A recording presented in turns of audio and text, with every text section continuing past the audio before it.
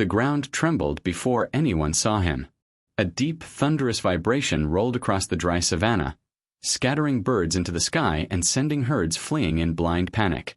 Even the wind seemed to hold its breath. And then, he emerged. A massive bull elephant, his tusks chipped and scarred, his ears torn like old battle flags. His eyes burned with something far darker than instinct. This wasn't just rage. This was revenge. Months earlier, the Pride had ruled this land without fear. Led by a powerful lion named Zorak, they hunted with precision, dominating everything in their path. Zorak wasn't just strong, he was ruthless. And when the drought came, turning rivers into dust and prey into shadows, his ruthlessness only grew. One evening, under a blood-red sky, the Pride had made a desperate decision. They attacked a young elephant calf. It was risky, dangerous, almost unthinkable. But hunger doesn't care about rules. The calf had strayed too far from its herd, and Zorak saw the opportunity. With silent coordination, the lions surrounded it. The mother's cries echoed like thunder as she tried to fight them off, her massive body swinging wildly. But there were too many lions. Claws, teeth, chaos, and then silence. The herd arrived too late. Among them stood a giant bull, older, heavier, his presence commanding. He didn't charge. He didn't scream. He just stood there, staring at the lifeless body, watching the lions, memorizing them. That bull elephant never forgot.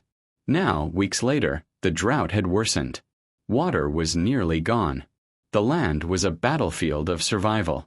Zorak and his pride had grown weaker. Their hunts were failing. Even the strongest lion cannot outrun starvation forever.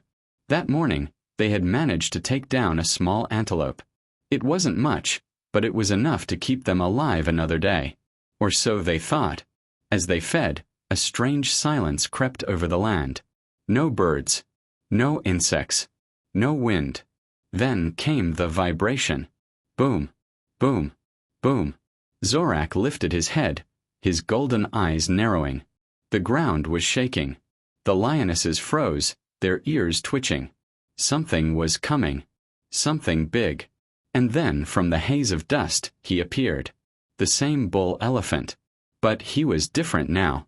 He walked slowly, deliberately, each step crushing the earth beneath him. His trunk swung low, but his head was high. His eyes locked onto the pride. He remembered. Zorak stood his ground. He had faced danger before, hyenas, rival lions, even buffalo herds. But this felt different. This wasn't just an animal. This was a storm. The lionesses began to back away, instinct screaming at them to run. But Zorak let out a low, commanding growl.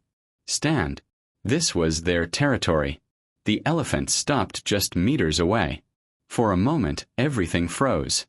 Then the elephant let out a deafening roar. It wasn't a normal trumpet.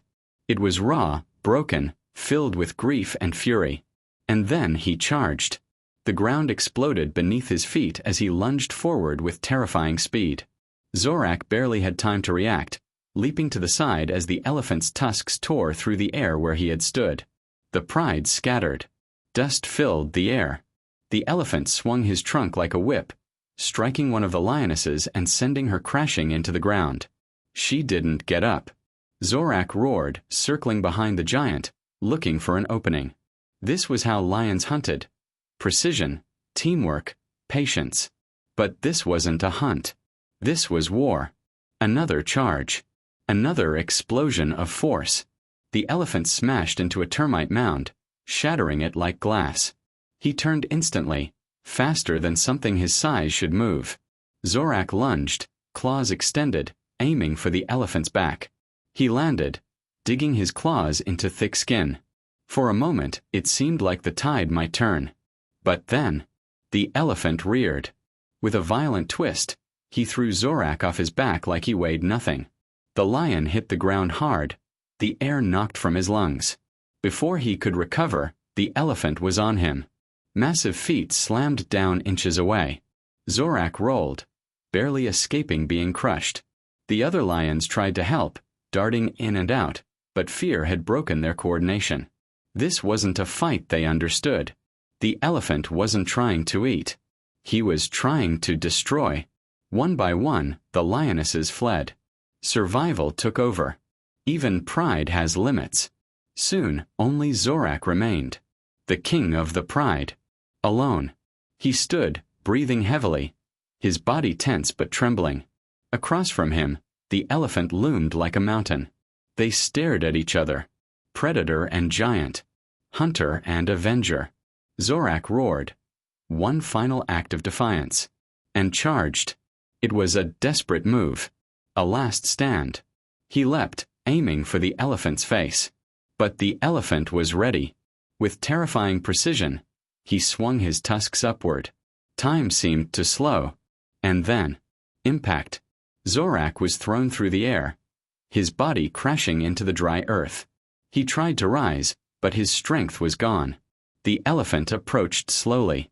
No rush. No hesitation. Each step echoed like a drumbeat of fate. Zorak looked up, his golden eyes fading, but still burning with pride. The elephant stopped over him. For a moment, the rage in his eyes softened. Just slightly. Not forgiveness, but closure. Then, with one final motion, he brought his massive foot down.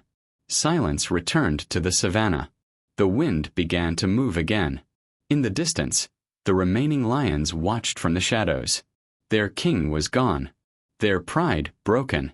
The elephant stood alone, breathing heavily. He turned his head toward the horizon, where the memory of his herd lingered like ghosts. And then, slowly, he walked away.